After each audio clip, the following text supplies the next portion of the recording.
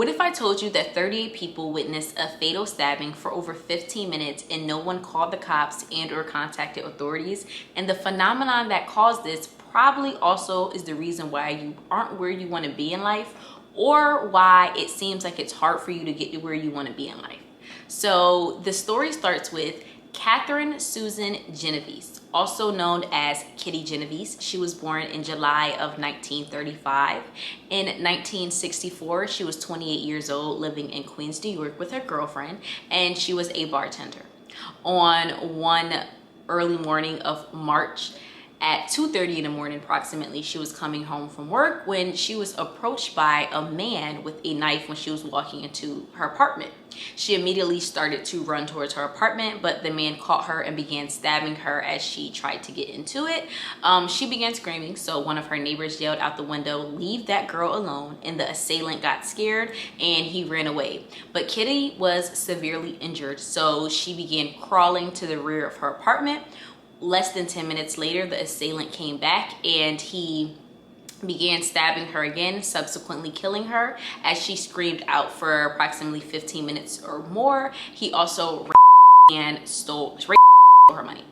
Now, 38 of her neighbors heard her screams, but no one called the cops and or contacted authorities. And though this may sound crazy, like why would they not do that? This literally makes no sense. She actually can explain, well, not she, this phenomenon, sorry, can actually be explained with something called the bystander effect. So Kitty was found a while later by one of her neighbors when she was subsequently pronounced dead on the scene.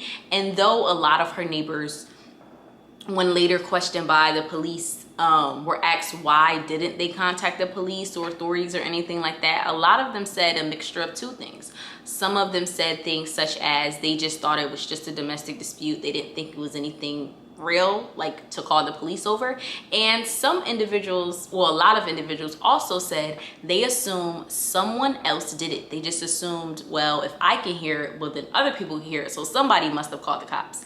And this is called the bystander effect. So the bystander effect states that individuals are less likely to offer help to a victim in the presence of other people. So this is a phenomenon that they actually tested out multiple times with different kinds of tests, and they found out that this is true. The more individuals that are there, the less likely other individuals are to help the victim and or come to the victim aid. And so in this situation, it was caused by two things. First, the diffusion of responsibility, and it was also caused by a bit of a social phenomenon. So first, the diffusion of responsibility means that the more onlookers there are, the less personal responsibility individuals feel to take action. And the social influence part I talked about means that individuals monitor the behaviors of those around them to determine how to act. So first, with the diffusion of responsibility, like I said, a lot of them were like, well, this person was there, heard it, and this person heard it, and that person heard it. So I just assumed that someone would call the cops. I just assumed that someone would do something. So it's a diffusion of responsibility. I do not have to do these things because all these other individuals are witnessing this thing. So it probably isn't that big of a deal, or if it is, all I kind of can say is, which is unfortunate, these people witnessed it too and they didn't do anything. And so a very, very less severe case of this thing, something that possibly also happened to you too. One day I walked into the store, right, and there was like a soda spill on the ground. I did not contact anyone in the store. I didn't say anything to anyone in the store.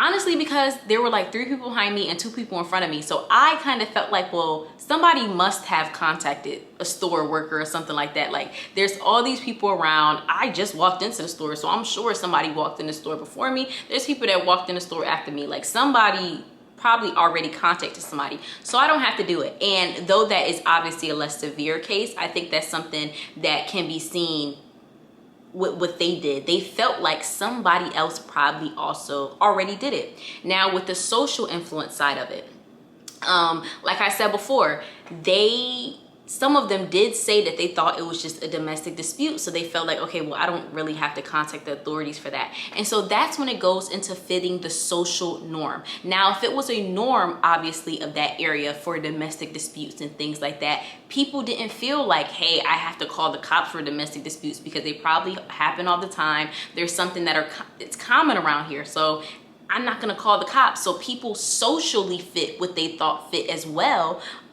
because it's kind of thing of this is normal. Similar to, and I know this is probably random as well, but when I first started smoking hookah, right? I remember the first time I started smoking hookah, and no one specifically was like, oh, you have to smoke hookah or you have to do this. And it was mixed with a little bit of peer pressure, which I am also gonna talk about. But I tried smoking hookah. Why? Because every time I would go places, the first time I went to a hookah lounge or to places that had hookah, I didn't smoke it. I smoked hookah probably the third time or fourth time I went somewhere, because eventually I'm like, okay, everybody's doing this, maybe I should try it.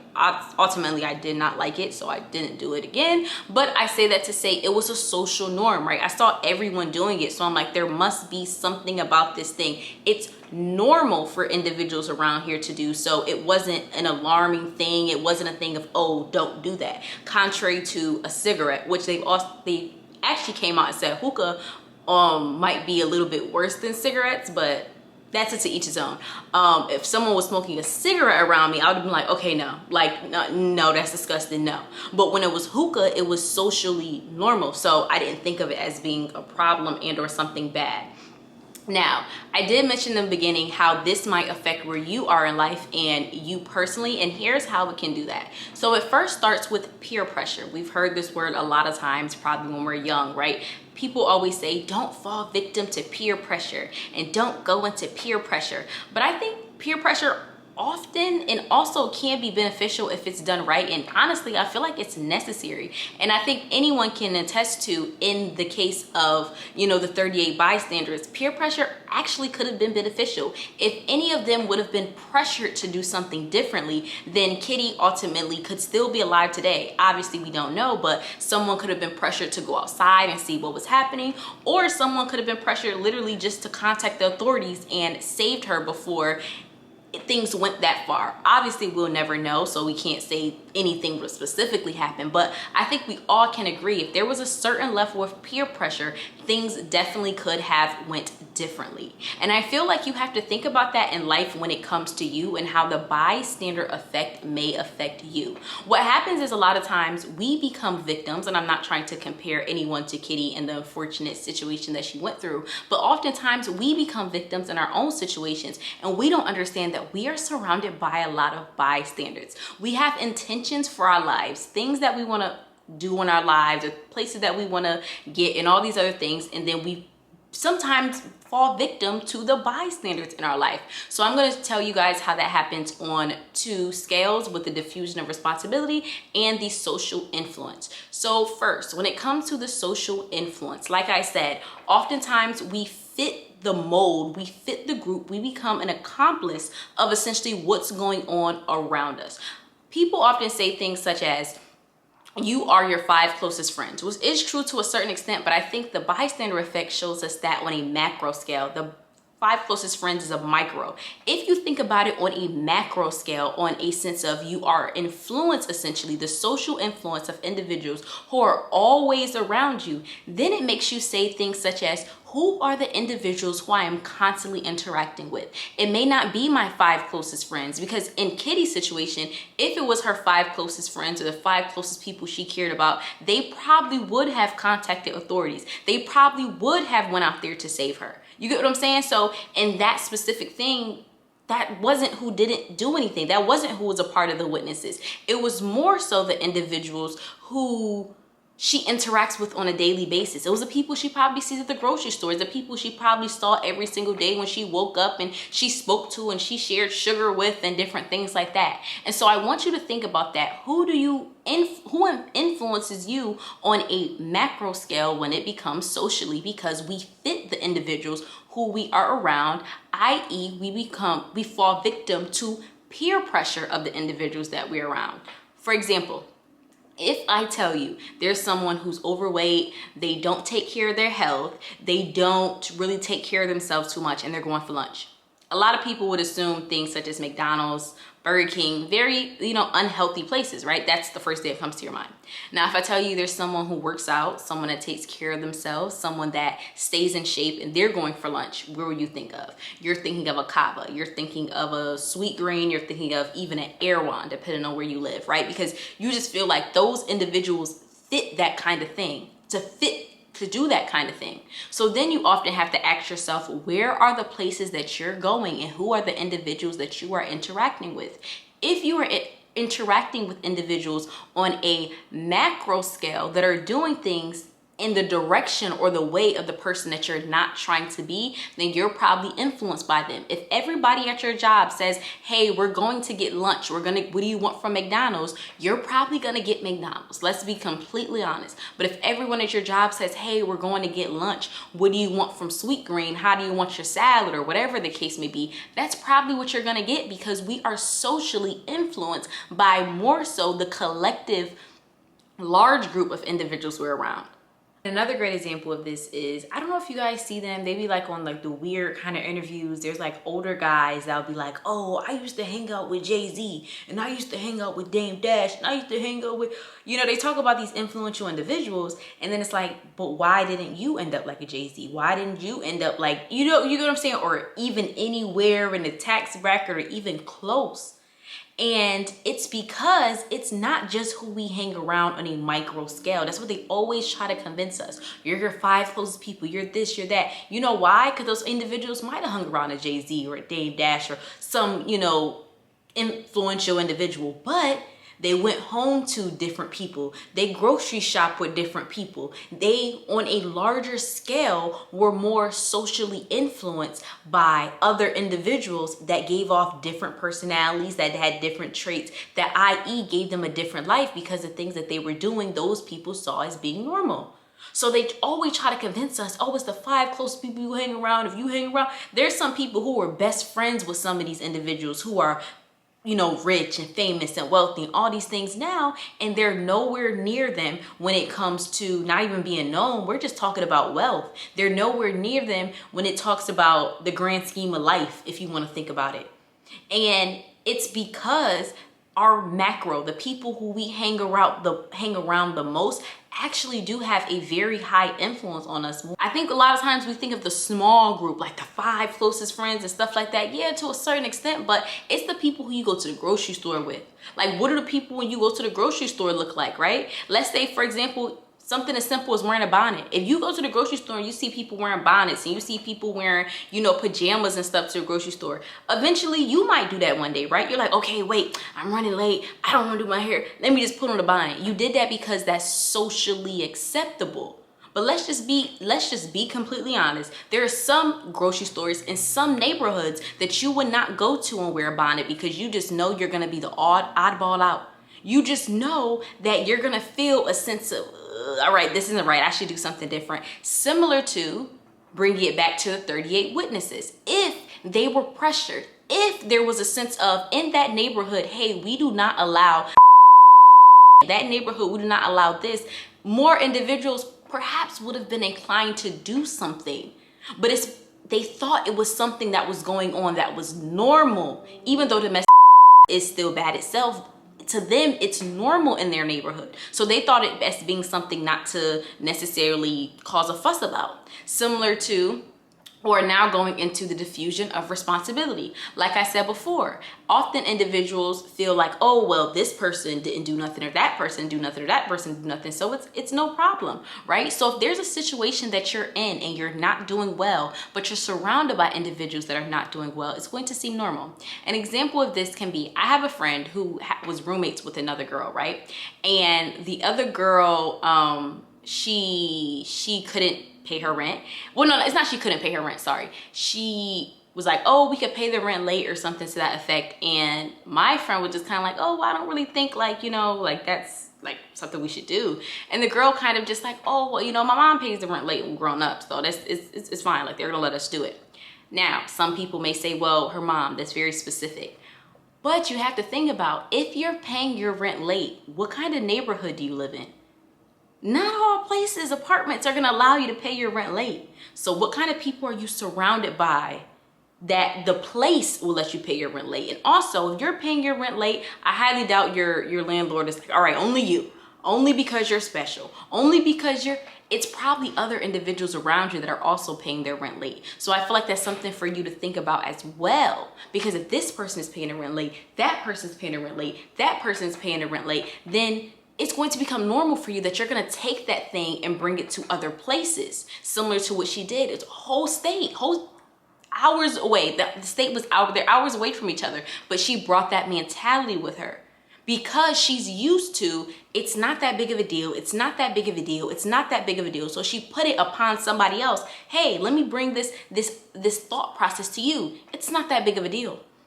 Because that's the kind of individuals that she was surrounded by. She was surrounded by a lot of bystanders that just allowed that to happen. So much so that happens to you in your life. A lot of times you're surrounded by a large group of individuals that are doing when you're doing something wrong. Sorry, let me correct myself. When you're doing something wrong, you don't even notice that it's wrong, or you won't even acknowledge it's wrong because you don't feel the pressure of not doing that thing because everyone else does that thing, so much so that you just look at it as, oh, well, if it was bad, why didn't this person say it? If it was bad not paying my rent, why didn't this person say it? If I was gaining, so much weight, why didn't nobody else say it? Why didn't nobody do it? Because you're surrounding yourself with individuals that's normal for. You're surrounding yourself with individuals that aren't going to say anything to you because they're probably going through the same thing as well and or don't care about you.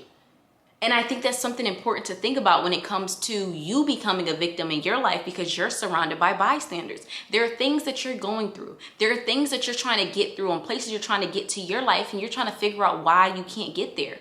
And I am an advocate of you are in control of your own life, your own destiny, all these other things. I do acknowledge that.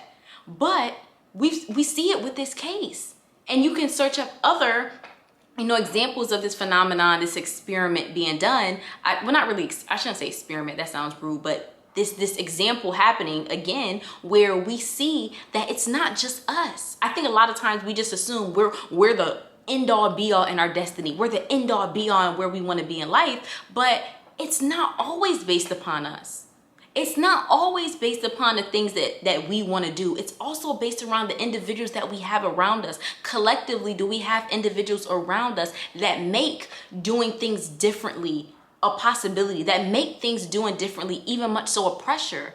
I think a lot of people look at pressure as being bad. No, pressure makes diamonds.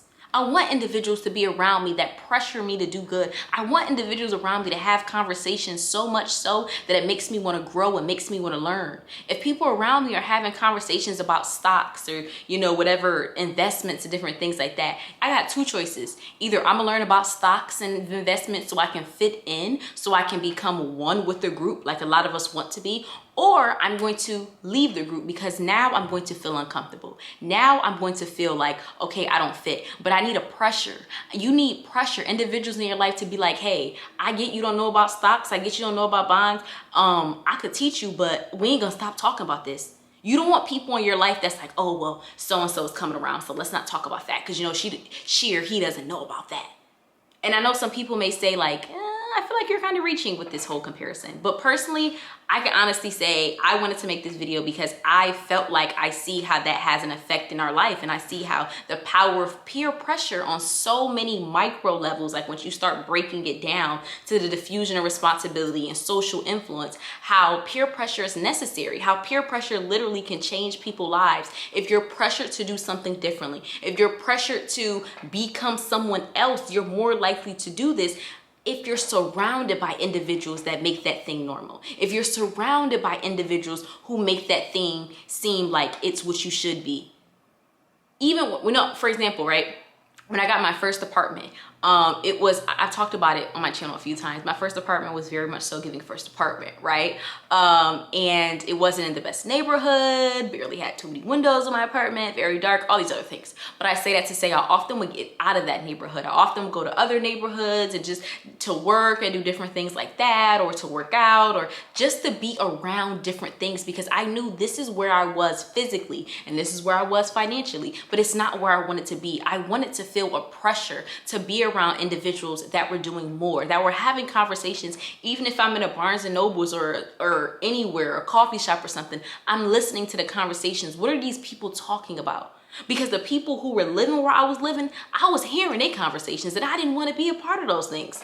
I didn't want that life for myself, but I knew whether I wanted it or not, if I surrounded myself with it, I was going to become it. So even though I was living there physically, mentally, I was where, honestly, not like that, but like that in the apartment where I am now.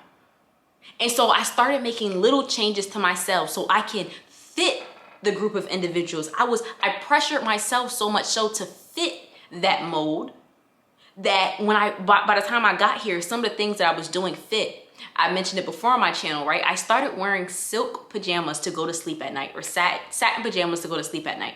And when I first got my first place, even some of my friends make little comments like, girl, why you like, it is not that serious. Like, I remember one friend said something like, do you see where we live? Like, it's not that serious. Now where I live, I still wear the silk pajamas, the satin pajamas, all these years later, so much so that it's a norm to me. Now I have friends, no shade, no, I love it. But now I have friends that are like, oh, now they want to get into pajamas. Oh, I want to wear pajamas. But they waited until they got to that point. And I'm more blessed and lucky we got to that point. But some people don't, simply because they're surrounded on a macro scale of individuals that aren't thinking the way they want to think, that aren't doing what they want to do. And another thing, I don't want to convince people like, oh, be like these people and copy these people. No, but I'm a big advocate of success leaves breadcrumbs.